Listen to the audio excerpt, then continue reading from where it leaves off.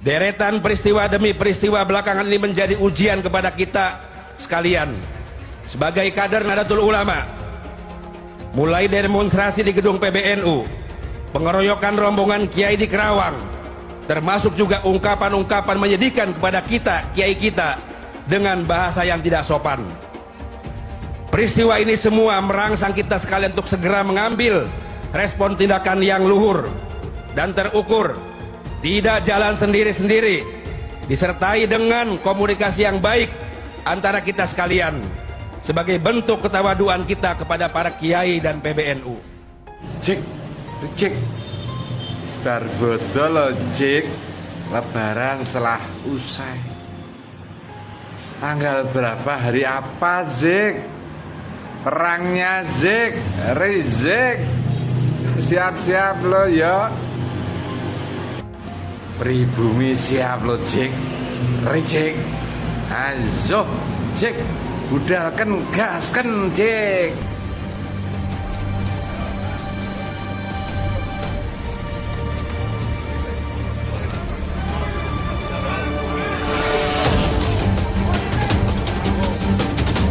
Harga mati NKRI. NKRI.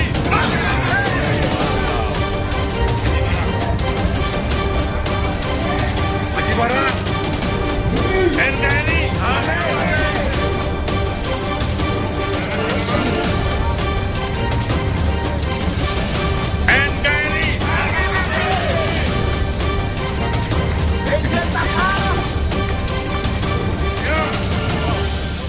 Bangsa yang kita cintai ini dibikin gaduh oleh sekelompok orang yang mengaku keturunan Nabi Muhammad Sallallahu Alaihi Wasallam, mengaku-ngaku. Dan parahnya lagi, mereka notabene tidak lain adalah warga keturunan bangsa asing, keturunan imigran dari Yaman, datang ke Indonesia bersama penjajah Belanda. Di sini mengaku sebagai keturunan Nabi Muhammad Sallallahu Alaihi Wasallam, memprovokasi terus, terakhir memprovokasi mau mengobarkan perang, mengobarkan perang kepada pihak-pihak orang-orang yang dianggap bertentangan dengan Pak Alawi.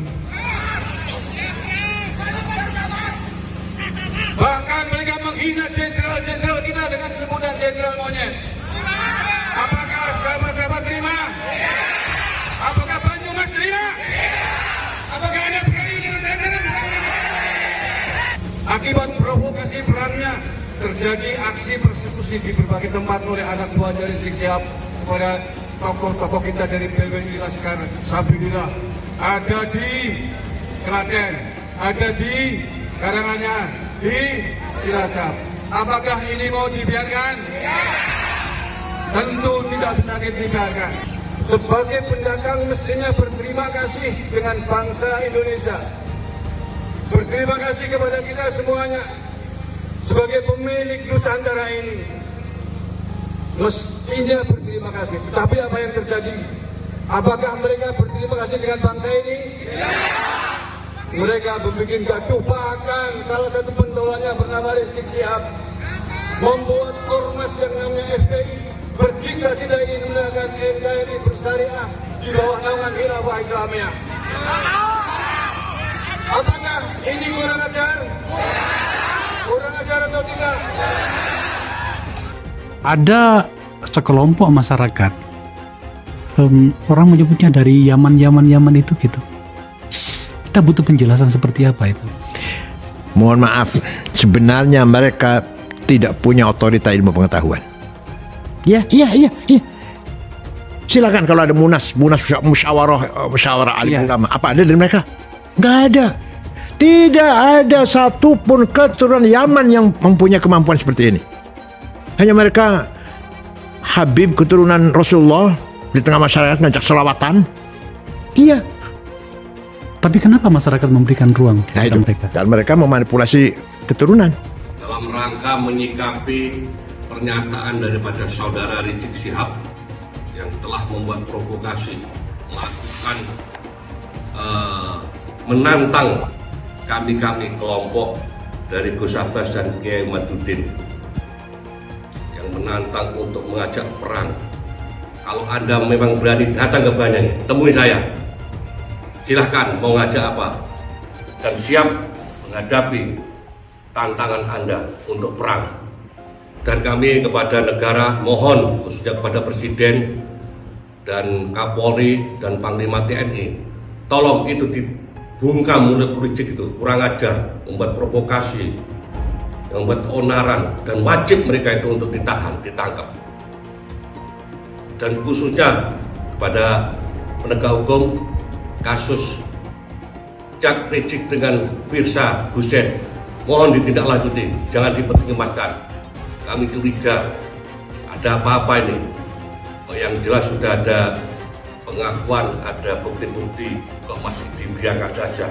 Jika mereka mulutnya rusak, mengatakan kita ini kelompok monyet, ulama monyet. Emangnya kamu siapa?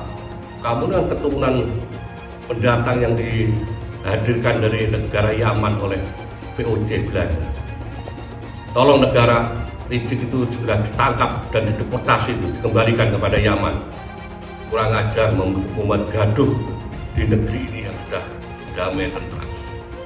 Selanjutnya kami minta agar supaya Presiden dan para penguasa negeri ini, gerombolan monyet membentuk organisasi monyet dan laskar monyet yang di backup sejumlah oknum jenderal, bahkan belakangan terang-terangan membelokkan sejarah Indonesia dengan menghapus semua peran dan jasa keturunan Arab dalam perjuangan kemerdekaan Indonesia.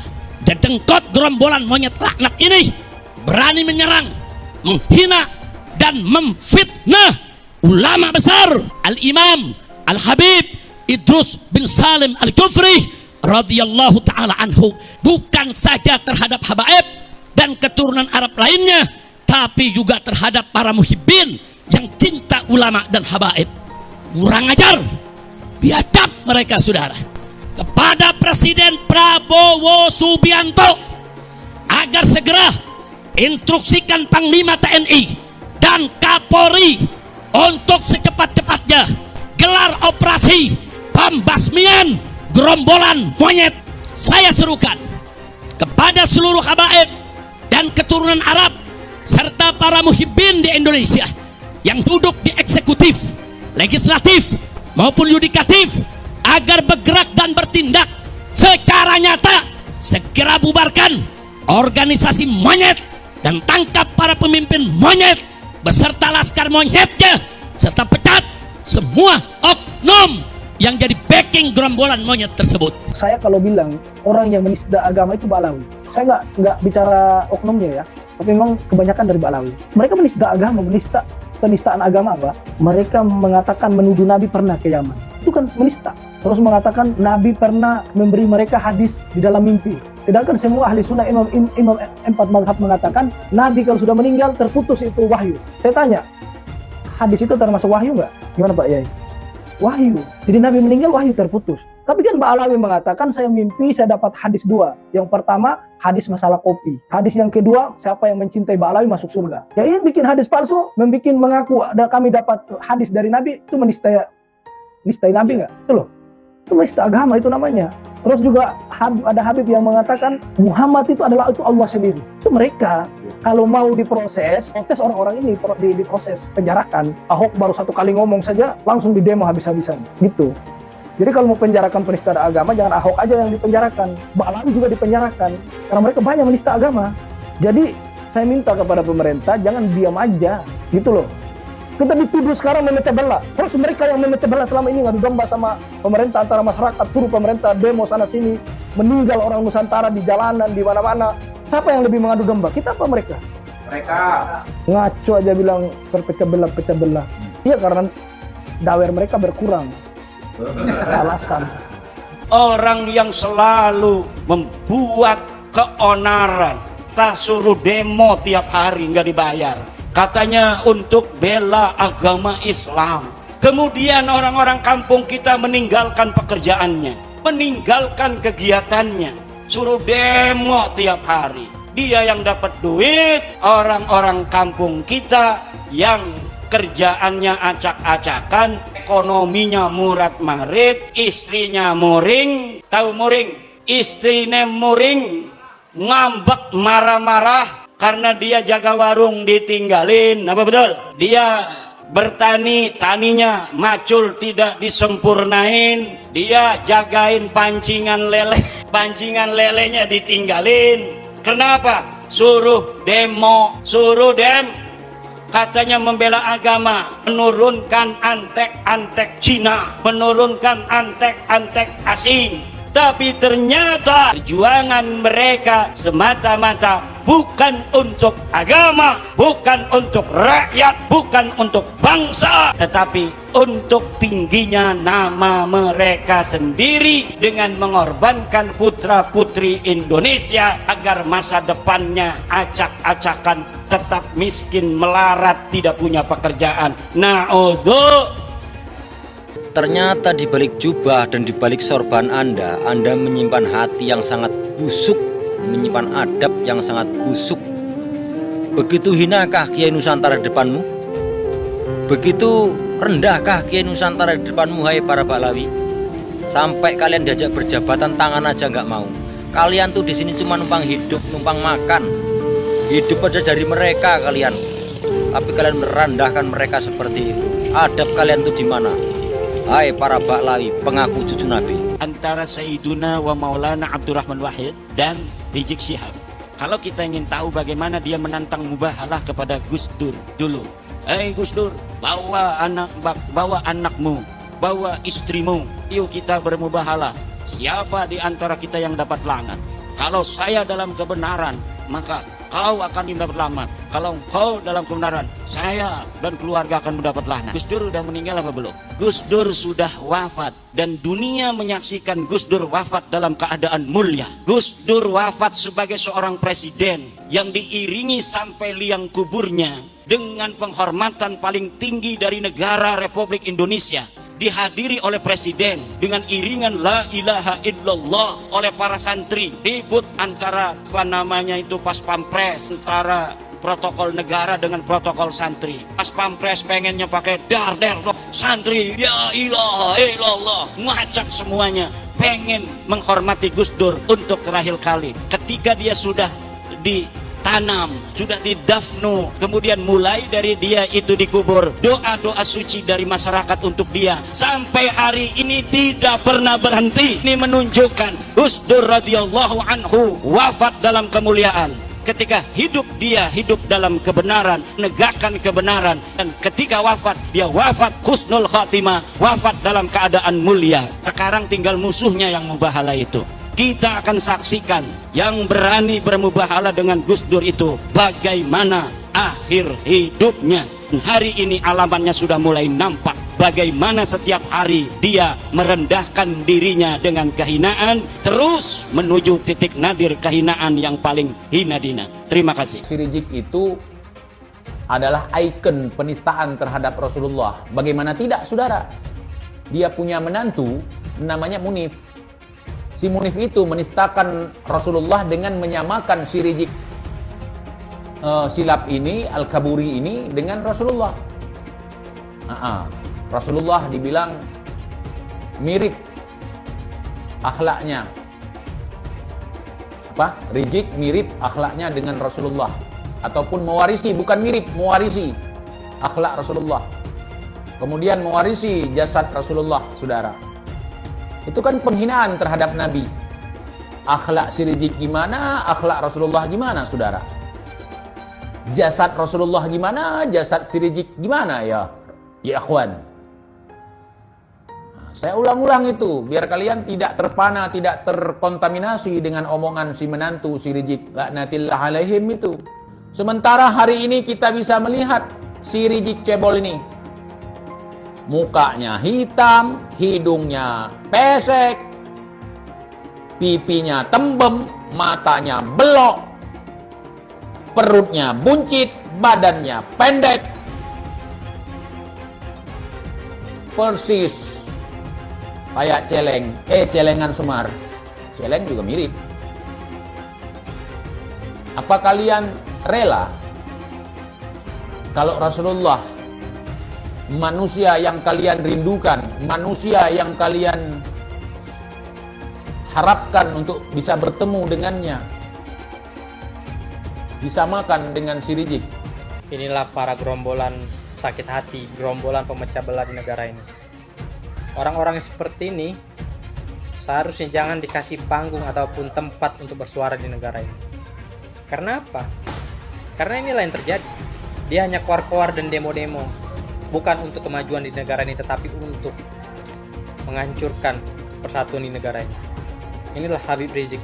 Anda itu malu, Pak Habib Rizik. Anda itu ulama gitu loh, atau Habib. Apakah cara Anda seperti itu mencerminkan sebagai Habib? Anda itu tidak lebih dari provokator gitu loh. Tukang buat ribut, tukang buat gaduh di negara ini. Tolong banget. Yang seperti inilah seharusnya diamankan oleh pihak kepolisian. Karena apa? Ceramahnya tidak benar gitu loh. Kok bisa ceramahnya mengatakan hal-hal jelek seperti itu? Ya kalau memang Pak Habib Rizik tidak suka di negara ini, silakan keluar. Terbuka lebar ke pintu ini untuk Pak Habib Rizik keluar dari negara ini. Jangan suka mengacaukan persatuan di negara ini. Anda itu pemecah belah gitu, tukang buat ribut di negara ini. Sangat memalukan sifat Anda itu. Habis pikir melihat tingkah laku Anda, Pak Habib Rizik. Seharusnya orang-orang seperti inilah jangan diberikan panggung untuk bersuara di negara ini. Karena inilah yang terjadi, hanya buat ribut dan gaduh. Dia bukan cucu Nabi, dilihat dari hasil tes DNA yang sudah ada. 180 orang sudah tes DNA. Dan tes DNA-nya menunjukkan haplogrup mereka itu G. Sedangkan keturunan Nabi menurut para ahli harus mempunyai ciri kode genetik haplogrup J1. Sesuai dengan para keturunan Nabi yang sudah tes DNA di seluruh dunia Islam. Mulai Saudi, Al-Abdali, Al-Auni, Al-Jamajizah, kemudian di Yordan, Al-Hashimi, di Maroko, di Yaman itu. Di Yaman itu ada yang bukan Pahlawi, namanya Al-Zaidi, Rasi, At-Toba-Toba, Al-Jailani. Semuanya kebanyakan terkonfirmasi dari hasil tes DNA mereka bahwa mereka benar keturunan Nabi. Karena kode genetiknya haplogrup J1 yang menunjukkan dia orang Arab keturunan Ibrahim. Kajian ilmiah dibalas dengan ilmiah, bukan dibalas dengan kedustaan manuskrip-manuskrip. Dan kalau kita bongkar, memalukan Pak. Kitab-kitab Balawi itu kan udah banyak tuh. Kita bongkar satu-satu, memalukan. 90% kedustaan. Kitab-kitab ulama yang dikatakan muhaddis, Alwi bin Thohir itu muhaddis. Tapi kalau kita uji kitabnya, dia menunjukkan ada dalam manuskrip anu, ada dalam kitab anu, 90% kedustaan. Siapa? Berasal dari mana? DNA-nya dari mana? Genetikanya dari mana? Ini adalah upaya sistematis. Kemudian orang lain datang dari negara lain ke sini. Tiap hari membanggakan leluhurnya. Tiap hari bercerita keunggulan leluhurnya.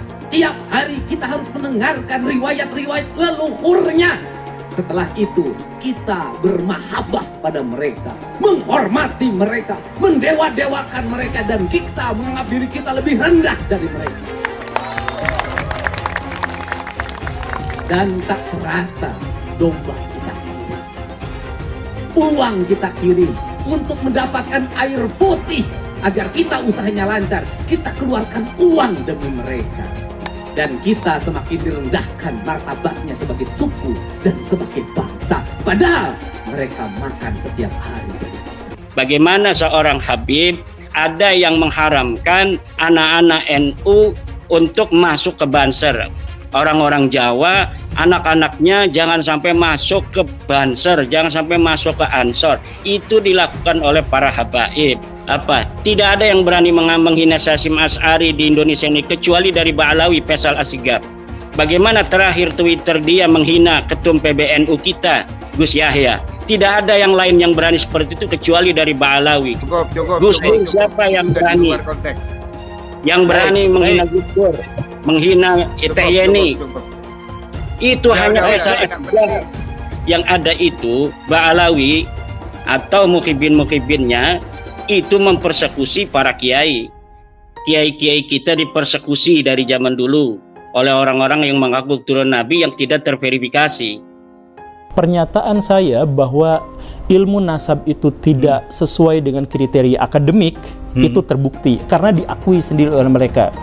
Mereka mengakui bahwa kita tidak mensyaratkan kok adanya naskah sezaman. Dalam konteks itu seharusnya sudah selesai bahwa ilmu nasab, karena saya mengatakan itu dan dikonfirmasi oleh lawan bicara saya pada waktu itu, ya sebenarnya sudah selesai bahwa ilmu nasab yang digunakan Rabithah Alawiyah dalam hal ini bukan berarti salah, tapi tidak memenuhi syarat akademik. Nah, terkait dengan syarat akademik, ilmiah, apakah tauhid bisa diilmiahkan dan sebagainya, ayo kita diskusikan ulang. Saya belum sampai ke arah tindakan hukum ya terhadap pengakuan-pengakuan klaim-klaim cucu Nabi. Tetapi apabila masyarakat itu menghendaki itu, masyarakat bisa untuk mencoba melaporkan kepada pihak-pihak berwajib apakah nanti ada pasal-pasal yang bisa untuk dijadikan pegangan oleh pihak kepolisian untuk menjerat orang-orang yang mengaku sebagai keturunan Nabi yang sudah tidak terkonfirmasi oleh kitab nasab, oleh kitab sejarah dan tes DNA itu. Banyak orang di Indonesia ini yang mengaku bahwa dia Habib dan keturunan Rasulullah. Padahal di negara-negara Arab nggak ada yang seperti itu, nggak ada yang mengaku bahwa dia keturunan Rasulullah dan nggak ada yang mengaku bahwa dia Habib, karena nggak ada yang tahu bahwa dia keturunan Rasulullah atau enggak. Ya kita semua berharap bahwa kita dari umat Muhammad, keturunan Rasul, kita semua berharap itu, tapi kita nggak tahu hal seperti itu. Nah, jadi di Indonesia ini yang mengaku bahwa dia Habib dan mengaku bahwa dia keturunan Rasulullah dihormati banget, dicium tangannya, diminum bekas mulutnya, diminta doanya dan menjadikannya seperti wali. Gimana melakukan hal seperti itu? Dan kalau dia dikuburkan, kalau sudah meninggal dan dikuburkan, didatangi kuburannya, dihiasi kuburannya, ditaruh uang-uang di tempat kuburannya itu, diminta doanya seperti kalau dia wali beneran, dan apa semua itu? Apa semua itu? Coba kalian pikirkan. Jadi menurut penelitian secara filologi, orang Yaman ini bukan orang Arab, tapi orang Kaukasus.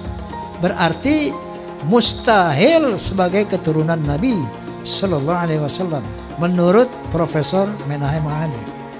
Secara ilmu genetika, haplogrup Nabi Sallallahu Alaihi Wasallam adalah J1. Haplogrupnya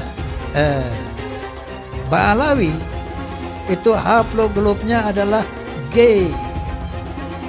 Dari 3 disiplin ilmu ini, menurut sejarah, menurut ilmu nasab, menurut ilmu filologi, menurut ilmu DNA, maka muncullah hakul yakin bahwa Ba'alawi bukan keturunan Nabi Sallallahu Alaihi Wasallam.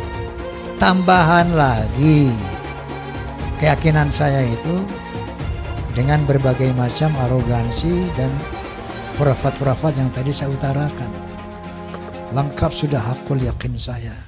Para Habib di Indonesia tidak bisa dianggap sebagai keturunan Nabi Muhammad.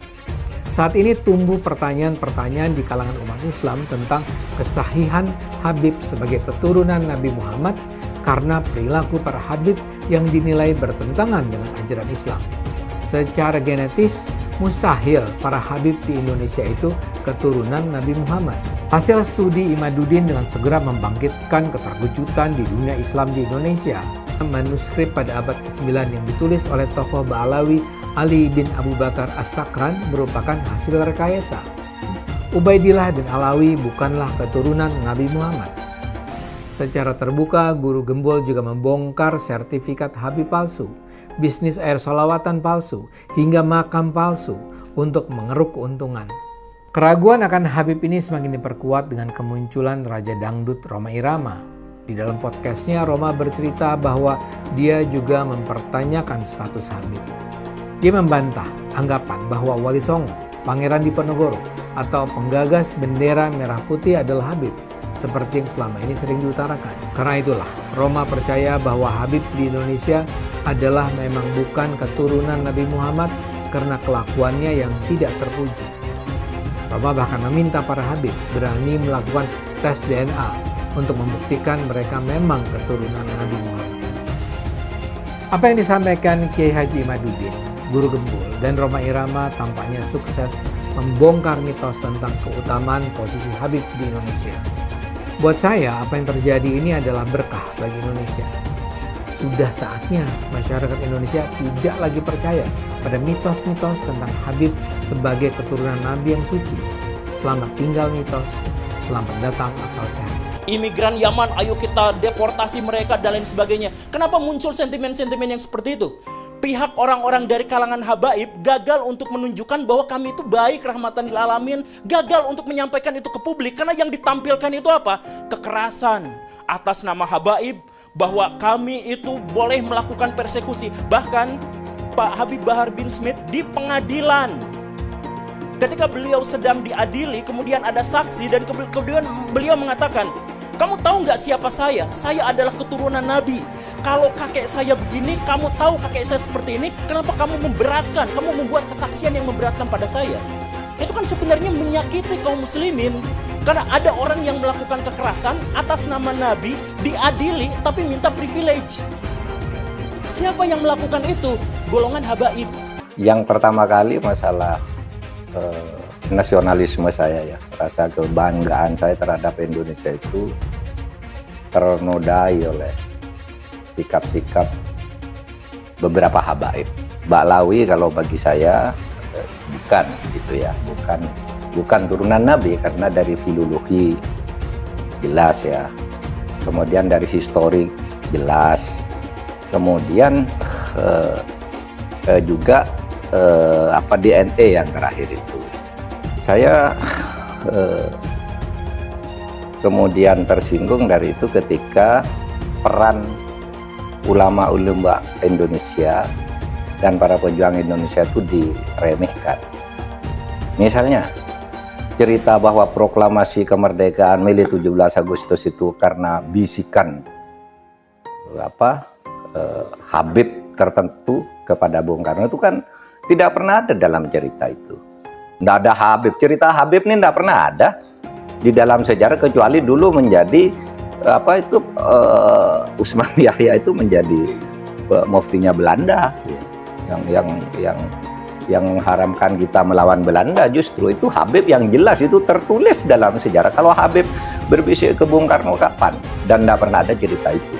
Nah kalau sekarang lalu Habib, lalu para pejuang dihabibkan semua kan, Diponegoro, siapa lagi? Imam Bonjol. Wah itu kebanggaan orang Jawa loh, Diponegoro itu. Lalu dihabibkan. Habib dari mana? Ya Habib dari mana? Gitu. Nggak ada sejarahnya. Saya nggak tahu ya Habib siapa ya yang ikut-ikut begitu itu. Berjuang kemerdekaan Indonesia itu. Jangan lupa umat Islam di jagat raya salatnya tidak akan diterima oleh Allah Subhanahu wa taala kalau tidak mau mendoakan Habib. Umat Islam mulai gaya, mulai mengkoreksi Habibnya, mulai mengkoreksi ulama-ulama dari anak cucu Nabi Muhammad SAW. Orang yang seperti itu mirip dengan iblis. Sekarang yang bilang belajar tuh ke Habib, jangan ke yang lain supaya tidak sesat. Nah, kalau Habibnya blow on, kalau Habibnya sesat gimana? Emang nggak ada Habib yang sesat? Ada. Itu Habib yang jadi antek Belanda banyak dulu. Iya, yang jadi sahabatnya Belanda, jadi kenil, kemudian jadi informan Belanda. Habib ada. Punya kakek yang baru jelek-jelekin, Habib Utsman bin Yahya, dia bilang antek Belanda. Zaman dulu itu Belanda luar biasa loh. Habib Utsman punya langkah. Beliau memang dalam kitabnya Manhajul Istiqomah ada membahas untuk tidak ada pemberontakan. Kalau Habib Utsman bin Yahya antek, udah ngaku aja antek, selesai, beres. Jangan pakai kelat-kelit sana sih. Saya katakan saya mendukung Rhoma Irama untuk mengklarifikasi soal Habib ini. Karena saya terganggu dan tersinggung terhadap perkembangan ini sesudah saya melihat tiap mau tidur saya lihat YouTube pertengkaran Rhoma Irama, Imaduddin, Gus Abbas dengan para habaib itu luar biasa, menimbulkan pro kontra. Lalu saya lihat apa sih masalahnya? Kalau saya sendiri pribadi, mau Habib itu turunan Nabi atau tidak, kalau salah ya kita koreksi, Tidak apa-apa, tetapi yang lebih dari itu kemudian ternyata muncul klaim bahwa Republik Indonesia itu ada karena Habib. Wali Songo itu semuanya Habib. Padahal Habibnya baru datang sesudah Wali Songo meninggal. Gitu loh. Lalu diklaim ini turunan Habib ini. Imam Bonjol coba dibilang itu Habib Syahabuddin. Itu dari mana? Kok Imam Bonjol Habib Syahabuddin gitu. Lalu ada hurofatnya bahwa kakek saya yang nama Mugaddam itu bisa membentak malaikat mungkar dan nakir katanya. Mengklaim-klaim begitu, dan orang yang tidak tahu, orang awam banyak yang percaya karena ini Habib yang ngomong. Ada yang mengatakan kalau Indonesia ini merdeka dibutuh oleh Habib ini. Bung Karno itu tanggal 17 Agustus dibantu oleh Habib siapa gitu untuk menyatakan kemerdekaan. Loh, kita tahu yang bantu tuh Jepang. Namanya Maeda, di kantor dan di Maeda. Orang Jepang juga membantu. Orang Belanda yang membantu kemerdekaan ada juga. Namanya siapa? Edward Weizsäcker yang mendirikan 3 serangka. Ya Belanda juga. Ya, orang India banyak. Orang Arab non Habib banyak. Orang Cina banyak. Loh, kenapa? Kok lalu diklaim oleh Habib? Ya kita sendiri yang paling dominan, yang lain tuh yang membantu. Kan gitu kalau saya ya, rasa nasionalisme saya. Itulah sebabnya saya dukung Rhoma Irama. Satu Habib, walaupun Habibnya jahlun, maksudnya bodoh kata Iwan, itu ukurannya perbandingannya amat 70 kiai yang alim. Kami adalah majikan kalian, kami adalah pemilik bangsa, kami adalah pemilik kedaulatan Indonesia.